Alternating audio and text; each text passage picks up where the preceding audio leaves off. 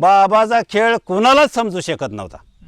विचारा सरला तुम्ही, कुणालाच समजू शकत नव्हता. कसा खेळ म्हणजे काय कशी आणि बाबान रट्टा दिला तर ती पाणीच मागत होतं. अंकुश तात्या आणि बाबा नुसतं मारायच्या कामावर. अंकुश तर काय नाही, त्यांना असं जर पाय आपटला हल्ला ठीक, नाही तर पुन्हा छाती गवसूनच. ती मी येलं तरी बी हरकत नाही मग. आणि त्याला जबाबदार नाही त्याला कोण. असा कुठला सामना आठवतोय का तुम्हाला तुम्ही? होय, आम्ही पटवर्धनला गेलतो. ही भिकार अकोलं. पटवर्धनला गेलतो, भिकार अकोलं. त्यांना बी एसटी मिळाला ना, आम्हाला बी एक ट्रक पकडली आम्ही. ते बी आमच्या संघ ना आम्ही बी त्यांच्या संघ. पटवर्धनला दोन्ही संघ गेलं. एवढी भिकार अकोल्यानं आपदा उठवली. पुन्हा शेवट पहिल्या दुसऱ्यात भिकार अकोलन घरनिंगी लागली. कमीत कमी उन्हाचं 3 तास सामना होता. ती बी पडना ना आम्ही बी पडना. पुन्हा काय केलं, नंदू पाटील त्यातला पुढारी होता, लोंपाटातला खाल्ल्या पाटीचा.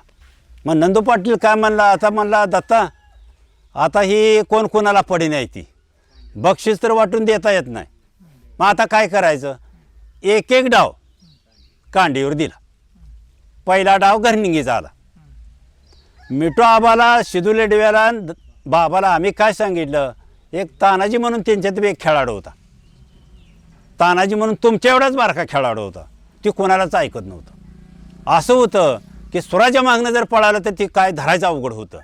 तरी ह्या तिघाला सांगितलं, शिदूला, बाबाला आणि मिठूला, ह्या फक्त तानाजीला काय करायचं, जर सूर द्यायला उभा असायचं, सूर दिला, ह्याला जर बाबाच्यातनं होकला, मिठू आबाच्यातनं होकला, तर शिदूला म्हणलं, शिदू पाय मध्ये गेला तर चालेल, पण आऊट फाटीच्या बाहेर ही पार पाडलं पाहिजे म्हणलं. ह्या दोघाच्या हातनं होकलं, शिदून टांगड्यात हात घालून आऊट फाटीच्या बाहेर. आमची 6 मार्क, 3ला 3 वजा झाली, 3ला 3 मध्ये घरनिंगी विजय झाली.